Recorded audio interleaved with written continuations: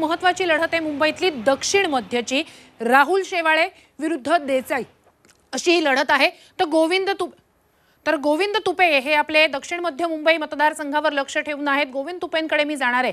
गोविंद, 3 मतदारसंघ त्यातला हा दक्षिण मध्यचा मतदारसंघ सुद्धा आहे जिथे शिवसेना विरुद्ध शिवसेना अशी लढत आहे।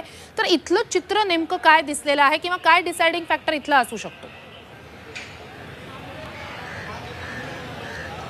नक्कीच दक्षिण मध्य मुंबईबद्दल जर बोलायचं झालं तर राहुल शेवाळे हे 2 टर्म राहिलेले खासदार आहेत।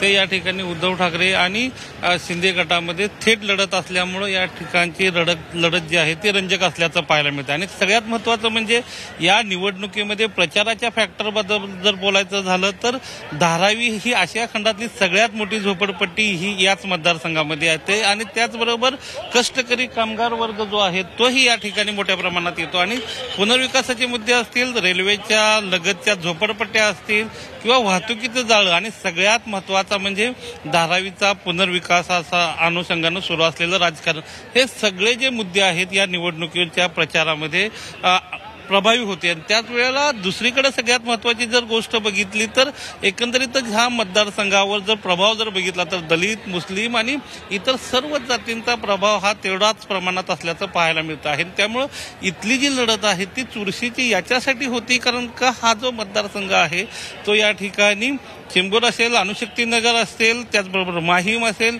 त्याचबरोबर ही सगळी जी विधानसभेचे जे 6 मतदारसंघ आहेत त्याच्याशी कनेक्टेड असलेला मतदारसंघ आहे। मी आता जे मुंबईतल्या या ठिकाणी ज्या मतमोजणी केंद्रावर उभा आहे, मी शिवडीतल्या या ठिकाणी मुंबई पोर्ट ट्रस्टच्या मतमोजणी केंद्राच्या बाहेर उभा आहे। आपण जर बघत असाल तर मतमोजणीसाठी जी पोलीस यंत्रणा आहे ती पूर्णपणे सज्ज झाल्याचं पाहायला मिळतं आहे। पोलिंग एजंट जे आहेत ते या ठिकाणी दाखल होत आहेत।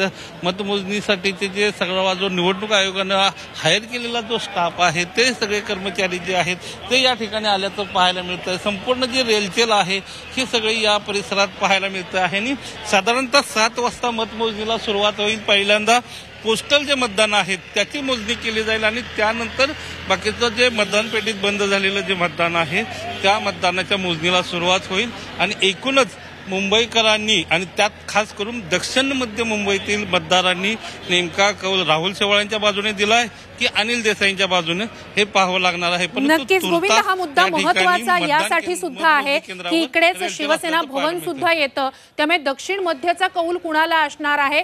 ज्या ठिकाणी ज्या मतदारसंघामध्ये शिवसेना भवन येतं आहे तर तिथला डिसाइडिंग फॅक्टर हा शिवसेना कुणाची हा असणार आहे, तर तो नेमका कुणाचा, शिवसेना कुणाची म्हणून मतदार राजा कौल देतोय हे जाणून घेणं अतिशय महत्त्वाचं असेल। तुमच्याकडनं अपडेट्स दिवसभर घेत राहणार आहोत।